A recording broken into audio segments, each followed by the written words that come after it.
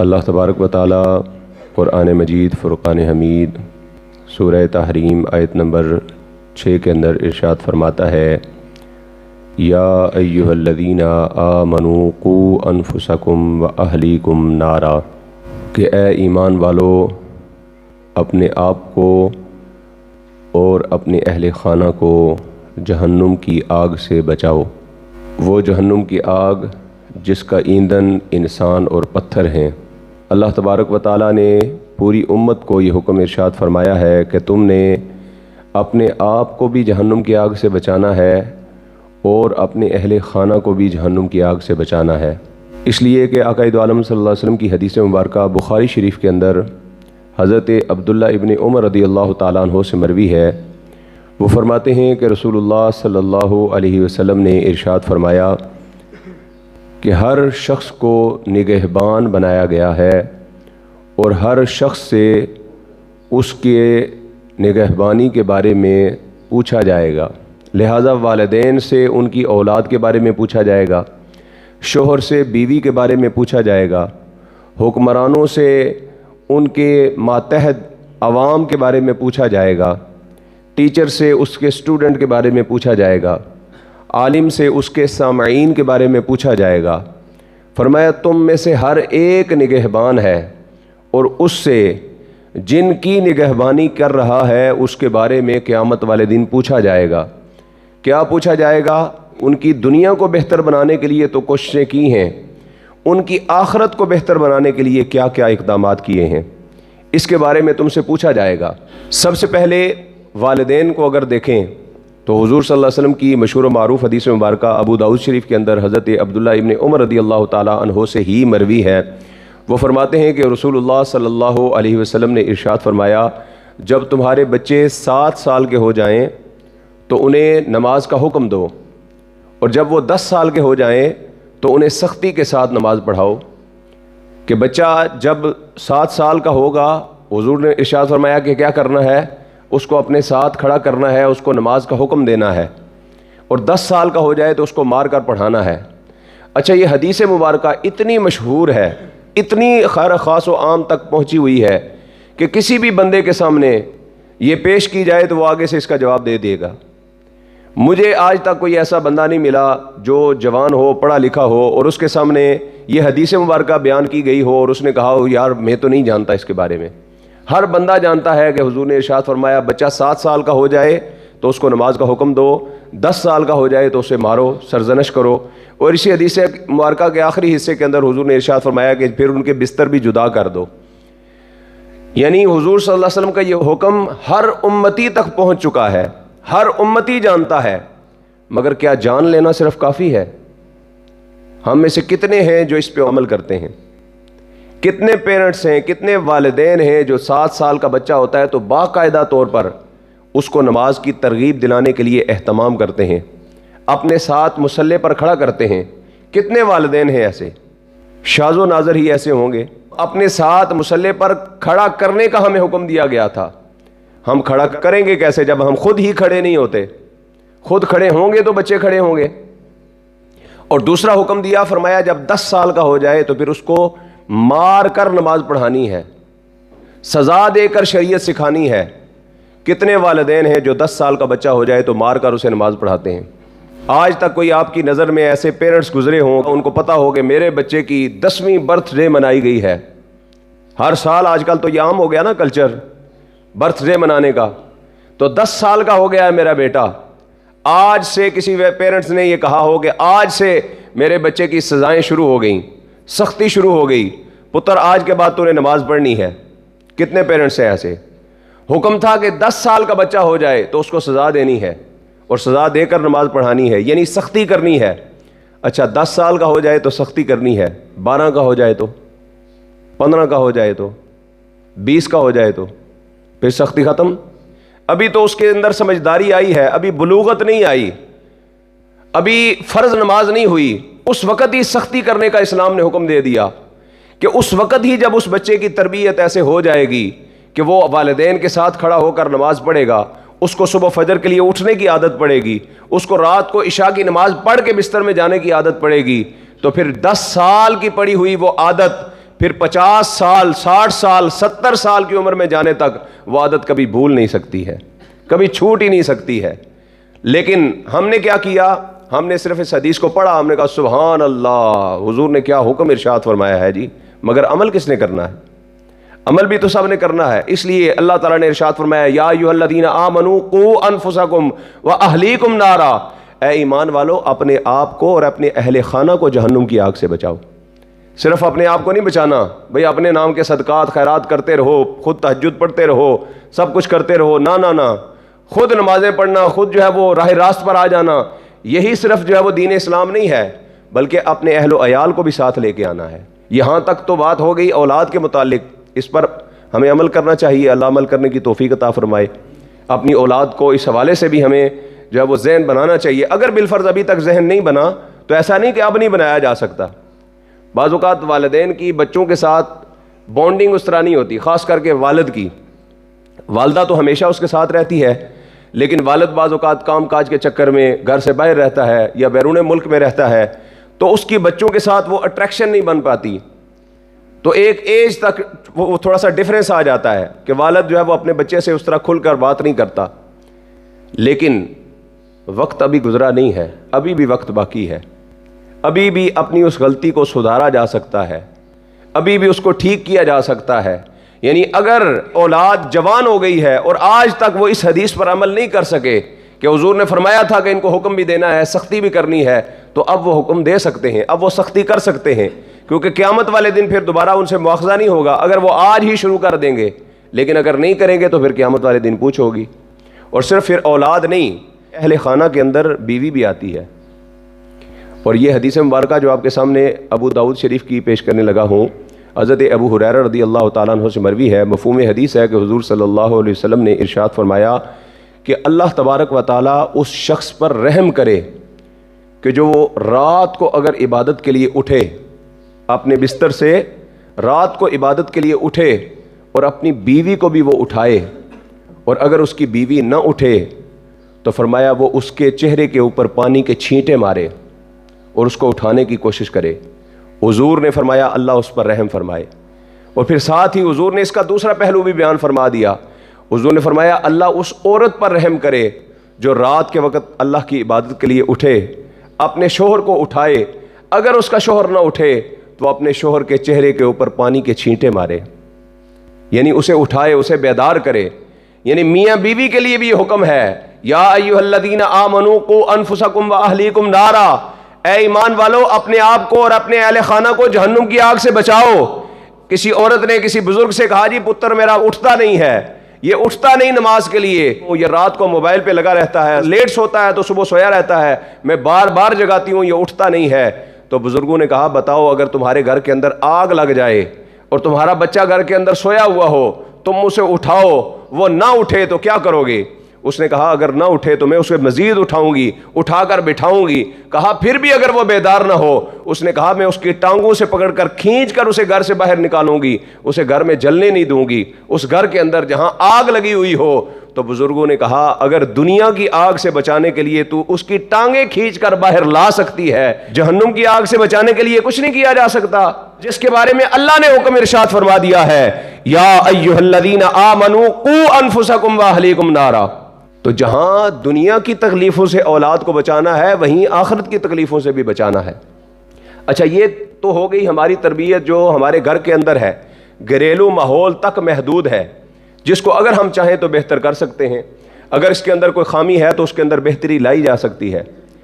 لیکن کچھ چیزیں ایسی ہیں جو معاشرتی طور پر ہمارے ساتھ منسلک ہوتی ہیں، جس میں معاشرہ بھی انوالو ہوتا ہے۔ معاشرے کے اندر کچھ ایسی برائیاں ہوتی ہیں وہ جب تک ہم مل بیٹھے نا تب تک وہ ختم نہیں ہو سکتی۔ جیسے شادی کے اندر ہمارے ہاں غلط رسومات شروع ہو گئیں۔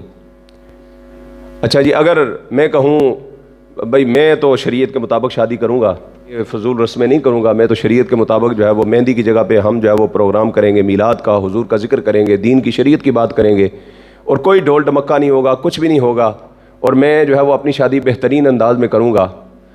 یا کوئی بھی نوجوان ہے کسی کا دین کے ساتھ شغف ہو جاتا ہے، وہ کہتا ہے کہ نہیں یار اللہ رسول کی رضا میں راضی رہنا ہے میں نے، وہ ان نوجوانوں کی طرح نہیں جو کہتا ہے شادی ایک ہی باری ہونی ہے، روز روز تھوڑی ہونی ہے۔ وہ یہ سوچے کہ یار ایک ہی بار ہونی ہے تو شریعت کے مطابق ہونی چاہیے. یہ بھی الگ سا کانسیپٹ ہمارے ذہنوں میں بن گیا نا بھائی شادی کڑی روز روز ہونی ہے. یعنی یہ دلیل پیش کی جاتی ہے بھائی شادی روز روز تو نہیں ہونی, اکو باری ہونی ہے, تو لہٰذا لج کے بغیرتیاں کر لو. یعنی بغیرتی کرنے کے لیے, غلط عمل کرنے کے لیے دلیل کیا بنائی گئی بھائی شادی روز روز تو نہیں ہوتی. اگر یہ دلیل بنائیں گے کہ کوئی عمل ایک ہی بار ہوتا ہو زندگی میں تو پھر اس میں جو ہے وہ شریعت کی حدیں توڑ دینے کی اجازت ہے اگر بالفرض, تو پھر بتاؤ موت کیا روز روز ہوتی ہے؟ موت بھی تو روز روز نہیں ہوتی. یہ دلیل اگر تم نے شادی کے لیے پکڑی ہے بھائی شادی روز روز تو نہیں ہوتی, مطلب روز روز نہیں ہوتی تو ایک ہی بار شریعت کی دھجیاں اڑا دو, تو موت بھی تو روز روز نہیں ہوتی. شادی تو ممکن ہے کہ بیوی مر گئی دوسری کرنی پڑ جائے, یا پھر 3-4 کی اجازت ہے جہاں شریعت میں وہ 2 کر لے, 3 کر لے, 4 کر لے, یعنی دوبارہ ہونے کا امکان موجود ہے. لیکن یہ بات اٹل ہے, حقیقت ہے کہ موت دوبارہ نہیں ہوگی, موت ایک ہی بار ہونی ہے.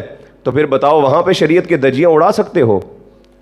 والد مر جائے لے کے آؤ نا ذرا ڈھول ڈمکا, کرو ذرا بغیرتی, پھر پتہ چلے. یہاں تو تمہیں شریعت کی حدیں توڑتے ہوئے اس وہ مزہ آ رہا تھا, انجوائے کر رہے تھے کہ روز روز نہیں ہوتی, اور وہاں روز روز نہیں ہو رہی تو وہاں بھی کرو نا شریعت کی خلاف ورزی. جب وہاں شریعت کی خلاف ورزی نہیں کرتے تو یہاں کیوں ہے؟ اس لیے کہ وہاں پر موت ہے, یہاں پر زندگی ہے. وہاں پر غم تھا, یہاں پر خوشی ہے. پھر یہ کون سی مسلمانیت ہوئی کہ صرف غم میں اسلام یاد رہے اور خوشی میں اسلام یاد ہی نہ رہے؟ تو یہ میرے بھائیوں اسلام نہیں ہے, یہ مسلمانیت نہیں ہے کہ ہمیں خوشی میں خدا یاد نہ رہے, غم کے اندر مبتلا ہوں پھر خدا ہمیں یاد آ جائے, تکلیف میں جو ہے وہ خدا یاد آ جائے. نہ خوف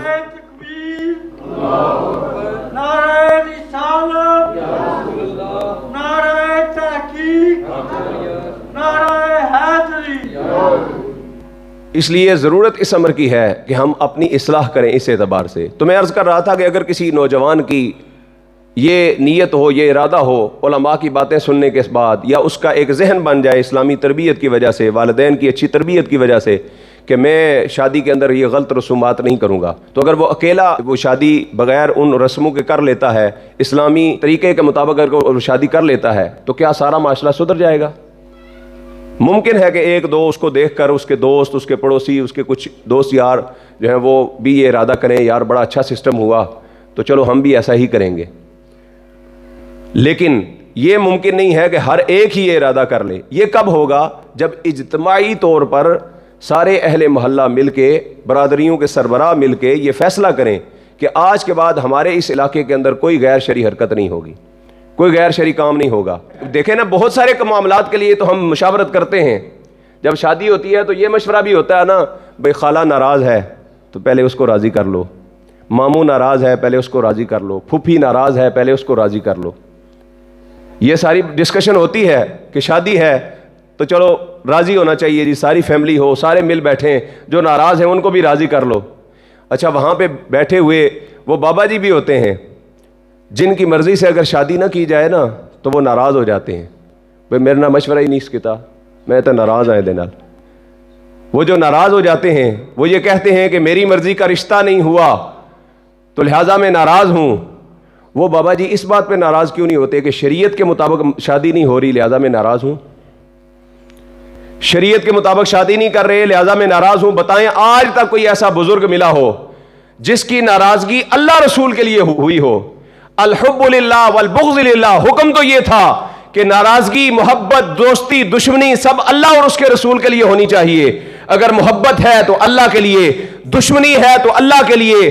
ذاتی دشمنی, ذاتی انا, مولا کائنات حضرت سیدنا علی المرتضیٰ شیر خدا کرم اللہ تعالی وجہہ الکریم نے جنگ کے موقع پر بھی ہمیں بتایا کہ جہاں ذاتیات آ جائے وہاں اللہ کی رضا باقی نہیں رہتی. دشمن کو زمین پر گرایا ہوا ہے, سر قلم کرنے والے ہیں, وہ چہرے پہ تھوک ڈال دیتا ہے, حضرت علی المرتضیٰ چھوڑ کر پیچھے ہو جاتے ہیں. وہ حیران ہو گیا, اس نے کہا بھئی اس حالت میں تو لوگوں کو زیادہ غصہ آتا ہے, زیادہ طیش آتا ہے, چاہیے تو یہ تھا کہ میری بوٹی بوٹی کر دیتے, ٹکڑے ٹکڑے کر دیتے. غصے میں ہو, میں زمین پر گرا ہوا ہوں, ہاتھ کے اندر تلوار بھی ہے, تو ایک بار جان ختم کرنے کی بجائے میرے ٹکڑے ٹکڑے کر دیے جاتے. لیکن حضرت علی المرتضیٰ نے فرمایا میں نے تلوار اٹھائی تھی اللہ کی رضا کے لیے, میں لڑ رہا تھا اللہ کی رضا کے لیے, تجھے مارا تھا اللہ کی رضا کے لیے, زمین پر گرایا تھا اللہ کی رضا کے لیے. لیکن جب تو نے میرے چہرے پر تھوک ڈال دیا تو اللہ کی رضا سے ہٹ کر میری انا شامل ہو گئی، لہٰذا میں نے اللہ کی رضا کے لیے جو تلوار اٹھائی تھی اپنی انا کے لیے اس کو چھوڑ دیا۔ جہاں اپنی انا آ گئی اسے چھوڑ دیا، کیونکہ اللہ کی رضا کے لیے تلوار اٹھائی تھی۔ اور یہ کردار، یہ عمل پھر کافر بھی دیکھتا ہے تو وہ بھی کر لیتا ہے، اشہد ان لا الہ الا اللہ واشہد ان محمد عبدہ ورسولہ۔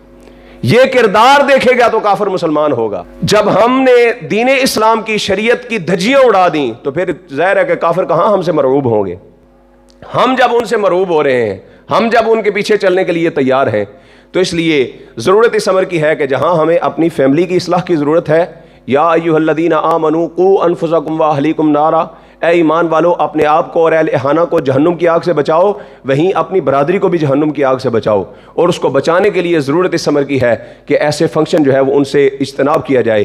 ہم یہ نہیں کہتے کہ شادی کے اندر کوئی فنکشن ہی نہ ہو، فنکشن ہو سکتے ہیں، اور شریعت نے اس کی اجازت دی ہے۔ جو رسمیں ہوں وہ معاشرتی رسمیں ادا کی جا سکتی ہیں، لیکن جو رسم شریعت کے خلاف ہو جائے شریعت اس کی ہرگز اجازت نہیں دیتی۔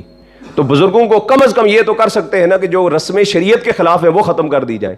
بھئی دولہا آ رہا ہے بارات لے کر، اور اس کے استقبال میں لڑکی والے کے گھر کے اندر یا اس میرج ہال کے باہر جو لڑکیاں پھول لے کر کھڑی ہیں، میک اپ کر کے، سج سنور کے، جس کو کبھی اس کے کزن نے بھی جو ہے وہ براہنہ سر نہیں دیکھا، وہ لڑکی سر سے دوپٹہ اتارے ہوئے، میک اپ کیے ہوئے، فیشن کیے ہوئے اس جی ٹی روڈ کے اوپر کھڑی ہے، وہ اس کے اوپر پھول ڈالنے کے لیے آدھا گھنٹہ ویٹ کر رہی ہے، اور ہر آنے جانے والے بد نگاہ کی بدنگاہی سے وہ محفوظ نہیں ہو رہی ہے، ہر ایک کی نظر اس پر پڑ رہی ہے۔ اور پھر وہ جو دولہا آ رہا ہے وہ کون سا اس کا محرم ہے؟ پھر دولہا کیا اکیلا آتا ہے؟ اس کے ساتھ اس کے دوست یار بھی ہیں، اس کے کزن بھی ہیں، اس کے رشتہ دار بھی ہیں، وہ سارے کیا ان کے محرم بن گئے؟ پورا سال پوری زندگی جن سے پردہ کیا، آج جو ہے وہ براہنہ ہو کے ان کے سامنے کھڑی ہوگی، ان کے اوپر پھول ڈالنا شروع کر دیا۔ یہ کلچر کہاں سے لے لیا بھائی؟ شریعت نے کہاں سے اس بات کی اجازت دی؟ بھائی اپنے ہی بہن کی شادی کے اوپر، باپ اپنی ہی بیٹی کی شادی کے اوپر ایک مووی بنانے والے کو بلا کر لایا اور لا کر اس سے مووی بنوائی۔ پورا سال پردہ کیا، پتر غیر محرم آ گیا، ذرا سائڈ تے ہو جا، ادھر نہیں آنا۔ لیکن آج سجا سنوار کر ادننگا کر کے اس کو سامنے بٹھایا اور غیر محرم کو بلایا اور بلا کر اس کے سامنے مووی۔ اچھا بعض لوگ پھر یہاں پہ کیا کہتے ہیں؟ کہتے ہیں جی جو مووی بنانا ہے نا، یہ مووی بنانے والا ہمارا اپنا عزیز ہے، یہ مووی بنانے والا ہمارا رشتہ دار ہے، یہ تو دلہن کا بھائی ہے۔ میں نے کہا اگر دلہن کا بھائی بھی ہے تو اس شادی کے اندر کیا صرف دلہن بیٹھی ہوئی ہے؟ اس کی جو سہیلیاں ہیں، اس کی جو رشتہ دار ہیں، وہ جتنی بھی خواتین ہیں، کیا وہ سب کا محرم ہو گیا؟ اپنی بہن کی مووی بنانے کی تو اجازت تھی، جو شادی کے اندر آئی ہوئی ساری نامحرم ہیں، ان سب کی بنانے کی اجازت ہے، شریعت نے دی ہے اجازت۔ تو وہ کہاں سے شریعت نے رخصت دے دی؟ وہ کہاں سے آپ نے اڈاپٹ کر لیا؟ نکاح شریعت نے بڑا آسان کیا ہے۔ وہ میرا پتر جے پیراں تے نہیں کھلوتا، پیراں تے سال دا ہویا سی تے کھلو گیا سی، مطلب کیا؟ کاروبار نہیں سیٹ ہوا، ابھی ویل سیٹل نہیں ہے، اس کا مکان اپنا نہیں بنایا، وغیرہ وغیرہ۔ ان چیزوں کے چکر میں اگرچہ یہ چیزیں بھی ضروری ہیں، لیکن شریعت کی یہ ڈیمانڈ نہیں ہے۔ شریعت نے 2 فرض رکھے ہیں نکاح کے لیے۔ پہلا فرض ہے جی 2 گواہوں کا ہونا، اور دوسرا فرض ہے ایجاب و قبول کا ہونا۔ لڑکا لڑکی ایجاب و قبول کر لیں، لو جی نکاح ہو گیا۔ ایک چیز اس کے اندر واجب رکھی ہے، وہ ہے حق مہر۔ ڈولکی والے دے ہوتے، بینڈ باجے والے دے ہوتے تو لکھاں سٹ دینے نے۔ جب حق مہر کا ٹائم آتا ہے پھر ان کو اسلام یاد آ جاتا ہے، کہتے ہیں جی نہیں اسلام میں تو پھر 5000 ہی حق مہر ہے نا، تو ہم نے حق مہر جو ہے وہ والا، حالانکہ یہ تو لڑکی کا حق ہے، تو حق مہر جو ہے وہ زیادہ سے زیادہ ہونا چاہیے، جتنی ان کی حیثیت ہو اس کی حیثیت کے مطابق حق مہر دینا چاہیے۔ اچھا یہ فضول رسموں کے اندر جو پیسہ خرچ ہوتا ہے، علماء کہتے ہیں جی آپ نے یہ بینڈ باجے پر، یہ مہندی کی رسم پر، فلاں رسم کے اوپر آپ نے جو پیسہ خرچ کیا ہے یہ آپ غریبوں میں بانٹ دیں، جہیز کا اس کی شادی کا اہتمام کر دیں۔ تو لوگ کہتے ہیں جی اسی ایڈی محنت کی ہے، کمایا، زکوٰۃ بھی ایسی کڑی ہے، فطرانہ بھی ایسی دئیے، پورا سال اللہ دی راہ وچ مسجد آئیے تے جمعے والے دن بٹ صاحب آ جاندے نے، وہ بھی جناب لیندے نے ساڈے کولوں جمعے والے دن، جی کچھ نہ کچھ وہ بھی مہینے بعد پھر چندہ سارا کچھ دیندے رہیے، تو شادی والے دن بھی اسی جناب بینڈ باجا یہ بھی انجوائے نہ کریے، یہ بھی چاہ کے جناب اللہ دی راہ وچ دے دئیے۔ اللہ کی راہ میں تو ہم دیتے ہیں نا زکوٰۃ صدقات، تو یہ دینے کی کیا ضرورت ہے؟ میں اس سے بھی اگلی نسخے کی آپ کو بات بتاتا ہوں، یہ آپ کے فائدے، اپنا فائدہ آپ سوچ رہے ہیں نا، تو آپ کے فائدے کی بات آپ کو بتا دی جائے جی، کیا اس پہ عمل کریں گے؟ لے جی وہ نسخہ آپ کے سامنے ہے، آپ نے جو 50,000 1,00,000 روپیہ اس فضول رسم مہندی کے اوپر خرچ کرنا ہے، یا بینڈ والوں کو بلا کے آپ نے جو 50 60 70 ہزار خرچ کرنا ہے، یا کسی بھی فضول رسم کے اندر 1 لاکھ 1.5 لاکھ 2 لاکھ خرچ کرنا ہے، وہی پیسہ آپ اپنی بیٹی کو، اپنے اس بیٹے کو جس کی شادی ہو رہی ہے، تحفے کے اندر دے دیں۔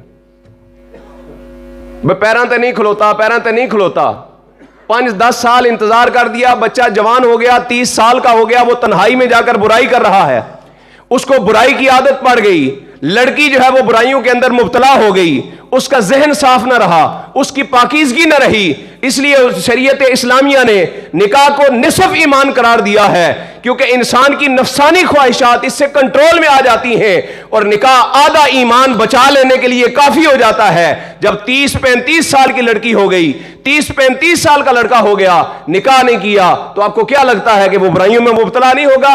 اس کی نفسانی خواہشات نہیں ہیں، وہ یقیناً برائیوں میں مبتلا ہوگا، یقیناً شیطان کے شکنجے میں اٹا ہوا ہوگا، لیکن والدین اس سے بے خبر ہیں، والدین کو پتہ نہیں، والدین کہتے ہیں پہلے پاؤں پہ کھڑا ہو جائے۔ 30-35 سال کا ہونے کے بعد 5-10 لاکھ روپیہ اس کی شادی کے لیے لگانے کے لیے تیار ہیں، مگر وہی 5 لاکھ 10 لاکھ روپیہ اس بچے کو دے کر پاؤں پر کھڑا کرنے کے لیے تیار نہیں ہے۔ بھئی جو فضول رسموں میں لگایا ہے آپ نے، وہی پیسہ اس بچے کو دو، اس کو سیٹل کرو یار۔ کیوں فضول رسموں کے اندر پیسہ خرچ کیا جا رہا ہے؟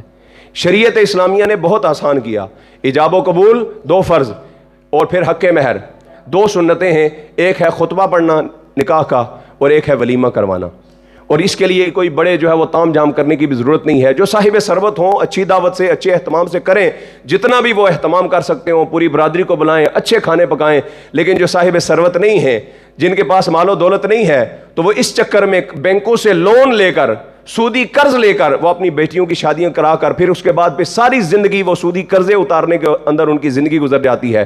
باپ کی کمر ٹیڑھی ہو جاتی ہے وہ سودی قرضے دے دے کے، اور اٹھائے کس لیے تھے؟ صرف لوگوں کو دکھانے کے لیے، بھئی کڑی ویانی ہے جی، لوگ کی آکھن گے، لیکن ان کے قریب ہی پڑوس کے اندر ایک امیر کبیر شخص نے فضول رسموں کے اندر لاکھوں روپیہ لگا دیا، اپنی اس پڑوسی باپ کی بیٹی کے لیے اس نے کوئی مدد نہیں کی ہے، کوئی معاونت نہیں کی ہے۔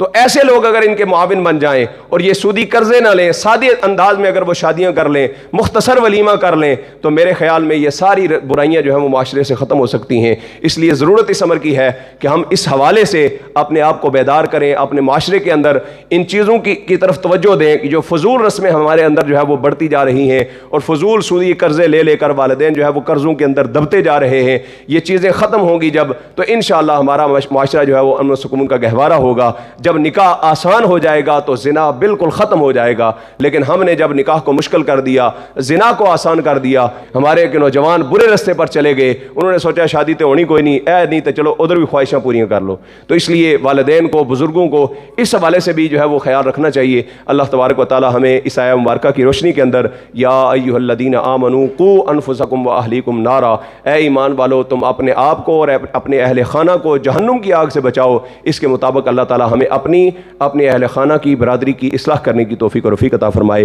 وآخر دعوانا الحمدللہ رب العالمین۔